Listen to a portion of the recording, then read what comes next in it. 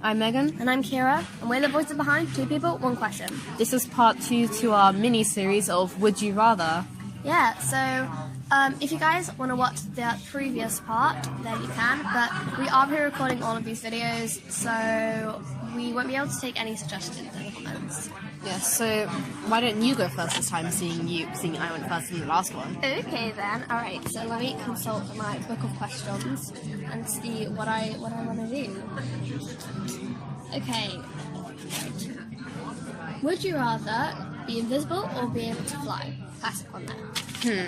I'm gonna say be invisible. That's what I said too. So would you like to explain why you chose that one? Well, I think the main reason behind it is because when you're invisible, like, you're able to hide it a lot more and, like, well, not like hide from the mob, but like you're able to hide the fact that you can do that, because if people found out, then like you're not going to be able to like settle down a lot, because everyone's going to be like bugging you, like there'll be news and stuff because you're the only one in the world. Yeah. But I'm going to guess that you're the only one in the world who's able to do that, where if you can fly, like you're just out there running open, like a lot of people are going to see you. People are going to be like, is it a bird? Is it a plane?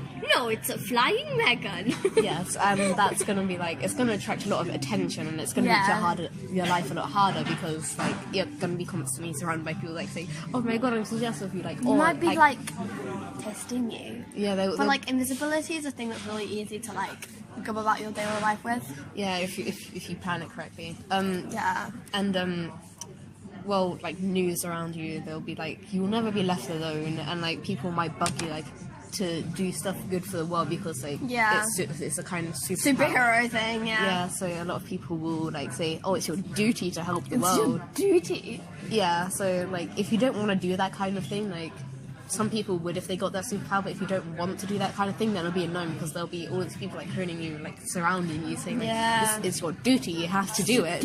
Yeah, I think I mainly picked that one because it's easier to put into like daily life.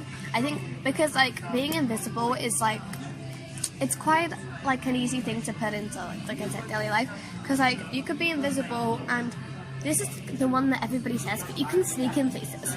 Yes. Like if you wanted to sneak in to watch a movie, you wouldn't have to buy tickets. You could just like sneak on right in there. But that's illegal. But it's still fun. So you'll have to include morals in that sense. True. But it's still like, it's like, yeah, I think like I think invisibility is a lot more practical. Yeah, because I think you can fly, but like it still takes you just as long to. But another thing I want to take into play there is like, do you have to like build up to it? Because sometimes if invisibility, you have to like take a longer time to turn invisible, and like in flying you have to like gradually lift off the ground. Like, yeah, it like depends on how you envision. Yeah, because sometimes like it could be a lot harder if it takes a longer time. Yeah. Wait, there's just this one thing, because I've seen invisibility portrayed in multiple different ways. One is that your clothes and everything you touch turn invisible. But the other thing is that like your clothes don't turn invisible. Only you turn invisible. So that means you'd have to be naked when you are invisible, and that's just weird. Yeah. Then there's also that if everything that you touch turns invisible, then there's also sometimes that it isn't turning invisible, so that like restricts you a lot on what you can do, because like if you're trying to do it so like you are morally good, or like that you're just doing it for your own benefit, then it'll restrict you a lot, because like as you said, like going into movie theatres, you'd have to like touch the seat or whatever. But then there's also the fact, because like doors and stuff, if you touch a door, would that then disappear? Yeah, just straight up it's gone. Yeah, because like it would be weird if the door suddenly opened, but it would be more weird if the door suddenly disappeared. I guess if you're trying to sneak into a movie theatre, you can wait for somebody else to open the door. Yeah, so that would also take a lot of time as well. So yeah. Well, the next one, my question is, this is genetically alter your child or leave it to nature. I chose this one because I feel like it's been talked about before. It's quite a big debate, because that is an actual possibility now, that is like a thing that scientists are working on, and that is becoming a possibility. Yeah, and I think we've talked about it like very briefly before, but I want to hear your opinion. Like, would you do it if it could become a thing? I don't think I would, because then I feel like it's not really my child. Yeah, because if you could genetically alter it, because it might also come with restrictions, like you could only add things and take away things that are previously in your generation, like from your ancestors. But there are also like a lot of things that your ancestors have had. Yeah, and I'm just thinking like in a practical way, like how would that affect the child? Like, would they just be like completely normal, or would they like have some disability? Well, because I feel like injecting something into the child, Yeah. especially in the early stages of the actual thing, it would cause a lot of problems for your child. So like, I think I'd take more of a chance. I wouldn't take the chance of like disabling my child and like restricting them from a different life. Yeah, and to elaborate on something I said earlier, like I feel like it wouldn't really be my child if it's not fully genetically me or like my partner. Yeah, because like it's like a kind of doll thing. Like it's something Yeah. that you've chosen for yourself. Like it's kind of like It's like making a trophy. Yeah, it's kind of like a trophy kind of thing. Yeah, and like I wouldn't feel like it was truly genetically. Yeah, Yeah. that's an interesting one. But like the only way I can really think that that would be like truly justified is taking away like a disability. But even so, like would that create another problem? Yeah, because, well, this one was actually very close for the statistics. 42% chose to genetically alter their child, where 58% chose to leave it to nature. I think this might also be because, like, people, they might find that the child wouldn't look as good as they want to, and they might do it to, like, prevent them from being, like, bullied and stuff, from, like, not looking like the most attractive person in the world. Yeah, but I feel like But okay, time for my second question this episode. Would you rather know when you're going to die or know how you're going to die? I'm gonna choose when you're gonna die, because I've heard this question a lot, and Yeah, that's quite a classic one. yeah, and the thing is, how you're gonna die, like you're gonna then fear that thing that you're gonna die from. Like, Yeah. although if it's like old age, then you're gonna be like, oh, I'm gonna die. I'm gonna have to like, I'm gonna And be that's so the thing, old. what do you call old age? Like, Yeah. when do you die of old age? Like, is that like 50 or is it like 90? Yeah, So like you'd be like very scared as soon as you like become a little like into your like late adult years. Yeah, but then also with like when you're gonna die, like there could also be like the sense of fear, but also like you'll know that you have to live up as most as you can to that moment. Yeah, I think that's the one I chose as well. And it's like with that one, I think yeah, like you said, you can just like make sure that you live everything to the fullest before that day comes.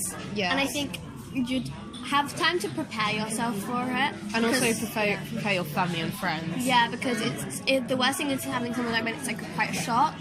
So I think yeah, you'd have time to prepare yourself for it. So if you didn't watch the last video, then you should know that Kira doesn't have any statistics with her questions. Yeah, I'm sorry guys, but Megan does have statistics, so Well, we can play that into the video, but it may make the video a bit shorter, but we didn't actually discuss this too much because we didn't want to ruin too much about the video and like not know too much about Yeah. each other's questions. But here is the next question from my part. I think this is the last question of the video, yeah. because we're doing Because I did two, and then you did. we're doing two questions each for a video, and the next one is die of hypothermia or die of hypothermia. Do you know what both of them mean?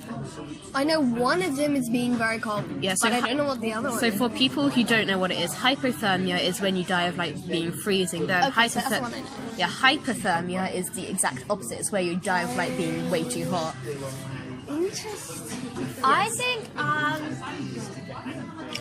depends. Which one do you think? Whichever one is shorter. I don't know. We don't know that. I think probably hypothermia. So the one about being hot.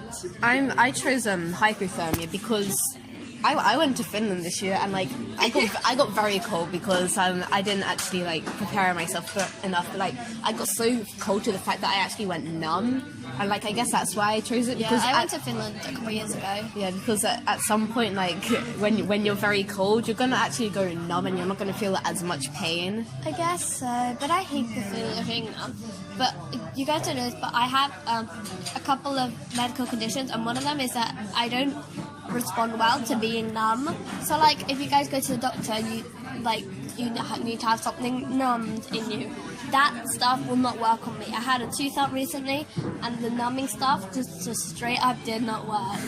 Well, Yeah, but with hypothermia, I think that would be like a lot worse. Like, cause, well, hypothermia, I'm gonna guess like it's being like out in the sun instead of like with fire, but like that's gonna like scald your skin like to a really, really bad degree. Like if it's gonna be like really hot. I might change my answer. Yeah. So I think because like it may be because of the reason I chose, but because like people don't like to be cold, but 71% of people chose hypothermia, and 29% chose die from hypothermia. I also think like another reason why people probably chose hypothermia more than hyperthermia is that probably most people know what hypothermia is. Yeah, because I didn't know what hypothermia is. Yeah, so that might be a reason, but I think we've run out of questions for today, so that concludes our Would You Alpha video today. I don't know what to say. Yeah, we'll go with podcast. Okay, so tell us your opinions on the subjects that we have discussed, and tell us what you guys would pick if you had to like pick this Would You Rather questions. And if you guys don't know, on our other podcasts, what we talk about is big questions that like we want to answer to. So like, for example, some things that we've done are what is a soul, or what are your beliefs on heaven and hell, and like we also do bonus questions. So leave some comments of that kind of stuff that you think we should talk about. Yeah, well, we hope you enjoyed, and we'll see you next time. Bye.